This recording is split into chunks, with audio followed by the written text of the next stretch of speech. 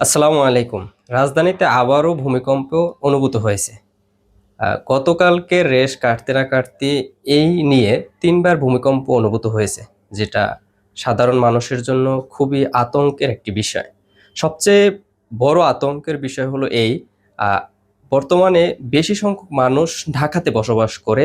অন্যান্য শহর বলি বা বাংলাদেশের তুলনায় বলি, সবচেয়ে বেশি মানুষ ঢাকাতে বসবাস করে। গতকাল শুক্রবার ১০টার দিকে ১ম ভূমিকম্প অনুভূত হয়। তার কিছু সময় পরে, সেটা আসলে বলা যায় না, দ্বিতীয় আবার একটি ভূমিকম্প হয়। এটা ভূতত্ত্ববিদরা সাধারণত বলে থাকেন।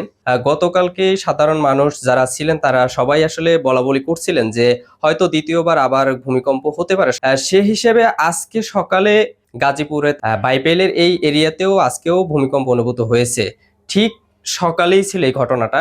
কিন্তু সন্ধ্যা প্রায় মাগরিবের নামাজ শেষে হয়তো কেউ মাগরিব নামাজ শেষ করে বসেছেন বা কেউ হয়তো নামাজে ছিলেন, এরকম হতে পারে। ঠিক এই মুহূর্তেই একটা আফটার শক বা ভূমিকম্প অনুভূত হয়, যেটার মাত্রা ছিল ৩.৪। এটারও কিন্তু উৎপত্তি স্থল ছিল নরসিংদীতেই এবং এটার গভীরতাও ছিল কিন্তু ১০ কিলোমিটার গভীরে। যদিও এখন পর্যন্ত কোনো ক্ষয়ক্ষতির সংবাদ পাওয়া যায়নি, তবে গতকাল থেকে এই পর্যন্ত ৩ বার ভূমিকম্প অনুভূত হয়েছে, তাতে কিন্তু অনেকেই মারা গিয়েছে। সবচেয়ে বড় বিষয় হলো কখন কার কোথায় মৃত্যু হবে তা আমরা কেউই জানি না। কিন্তু যতদিন যেখানেই যেভাবেই বেঁচে থাকি না কেন, আল্লাহ আমাদেরকে নেক হায়াত দান করেন। আল্লাহ আমাদেরকে যেন সেভাবেই মৃত্যুর জন্য প্রস্তুত করেন। সবসময় আমরা চাই যেন আমাদের একটি ভালো মৃত্যু হোক। সবাই সুস্থ থাকবেন। আল্লাহ হাফেজ।